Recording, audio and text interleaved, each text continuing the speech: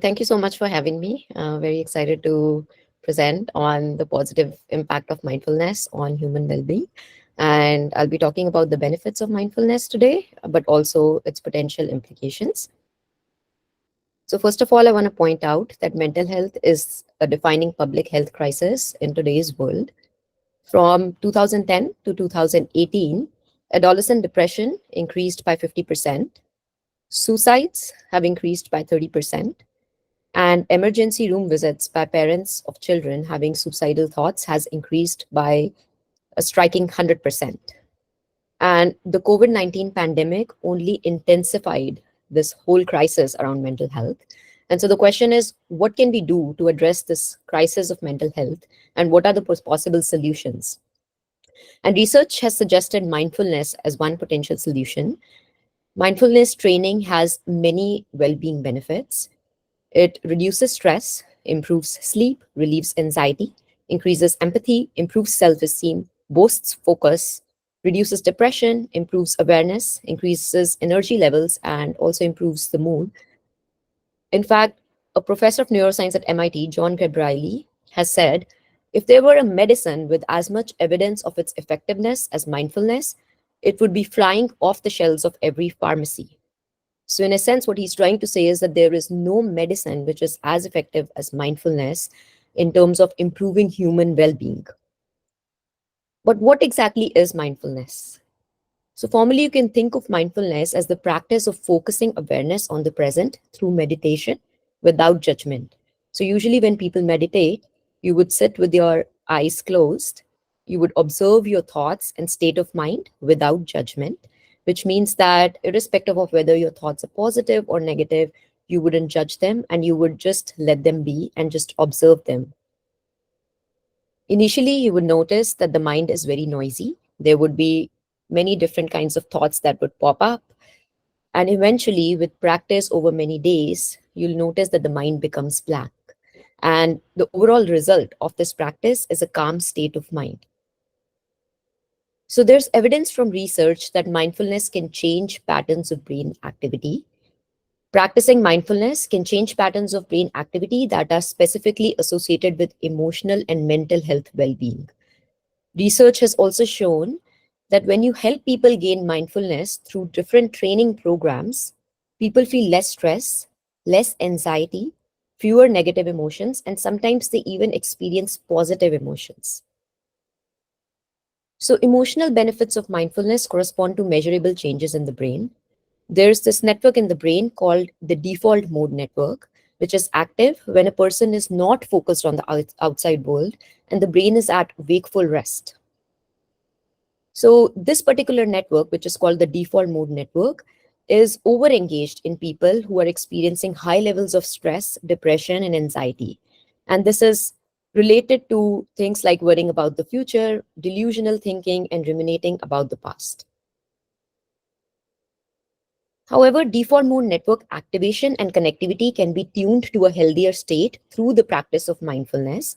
So, mindfulness actually enables people to modulate some of the relevant brain circuitry by themselves without any interventions in the brain itself.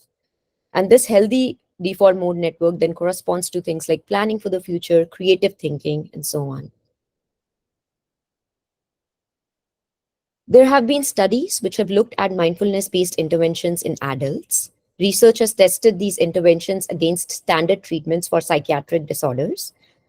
And studies involving people with anxiety disorders or depression show encouraging results.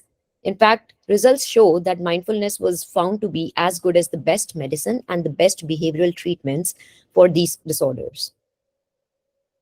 In addition to adults, mindfulness is also beneficial for children and adolescents. There is a study by researchers at MIT in 2023, which used app based mindfulness interventions in sixth graders in a Boston middle school, which involved subjects who were children from ages 8 to 10 years of age. And they found that 8 weeks of mindfulness training led to reduced stress and increased attention levels in these children. Specifically, here I'm showing the stress levels, the average stress levels of these children on the y-axis. And these stress levels are shown before the start of the study and at the end of the study. And you can see that there's a drop in the stress level as a result of the mindfulness training. Similarly, there's also a corresponding drop in the anxiety levels of these children as a result of the mindfulness training. So, overall, the study finds that in young children, regular mindfulness practice for at least 30 days in an 8-week period positively impacted their emotional well being. There's also something called trait mindfulness, which suggests that mindfulness is not just a practice, it is a trait, an open, non judgmental way of attending to experiences, which means that you don't necessarily have to meditate to be mindful. You could be mindful in your day to day experiences by accepting your experiences as they come and acting rather than reacting to these experiences. And researchers have found that trait mindfulness is positively associated with many measures of mental health. Specifically, this study in 2023 found that mindfulness supports emotional resilience in children. In this study, children with higher trait mindfulness rated the impact of COVID-19 pandemic on their lives lower than other children that were not having higher trait mindfulness. So specifically, if we look at the correlation between the negative effect, which represents the levels of stress, anxiety, and depression in these children, with COVID impact, we see a positive correlation for children with low mindfulness. However, for children with high mindfulness, the correlation between negative effect and COVID-19 was zero.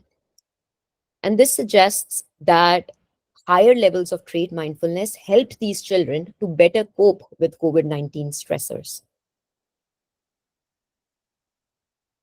Further, mindfulness has also been suggested as a preventative measures in schools. Since mindfulness makes kids resilient, it could be valuable for managing symptoms of anxiety and depression before they become severe. In fact, Whitfield Gabrielli, who's a professor of neuroscience at University of California, Berkeley in the US, says, I think mindfulness should be a part of the standard school day. I think we would have a much happier, healthier society if we could be doing this from the ground up. In fact, some schools in the US have already begun making mindfulness programs available to their healthy students. And the goal of these programs is to equip these children with essential skills to prevent the mental health issues. The idea is that if these children have these skills to prevent mental health issues, they wouldn't face them in the future.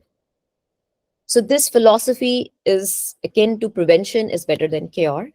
Instead of seeing mindfulness as a cure to mental health problems, it should be seen as a skill for maintaining a healthy state of mind. Ideally, everyone in our society should be equipped with the skill of practicing mindfulness. And in particular, mindfulness should be mandatory for children in schools because this provides a scalable solution to the existing mental health crisis at the ground level and leads to the prevention of this crisis rather than seeking solutions to this crisis after it happens.